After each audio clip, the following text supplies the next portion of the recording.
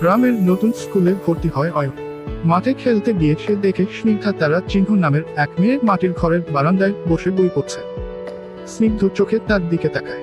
এক বিকেলে নদীর ঘাটে হেঁটে আসে অয়ন, দেখে স্নিগ্ধা জল আনছে কলসিতে। চোখাচোখি হয়, দুজনেই হালকা হাসে। স্নিগ্ধা বইয়ের ভাঁজে রেখে দেয় এক চিরকুট, তুমি নদীর মতো শান্ত, দেখা হলেই মন ভালো লাগে। অয়ন সেই চিঠি খুঁজে পায় স্কুলে। ধান খেতে হাঁটতে হাঁটতে একদিন দুজনের মুখোমুখি বসে। কেউ কিছু বলে না, শুধু মৃদু বাতাস আর পাখির ডাকে ভালোবাসা জেগে ওঠে। গ্রামে বৈশাখী মেলা বসেছে। স্নিগ্ধা লাল পাড়ের শাড়ি পরে আছে, অয়ন তাকে দেখে মুগ্ধ। সে কিনে দেয় স্নিগ্ধার জন্য এক লাল কাচের চুড়ি। অয়নের বাবার বদলি, শহরে চলে যেতে হবে। স্নিগ্ধার চোখে জল, কিন্তু বলে, আমাদের গল্প এখানেই শেষ না।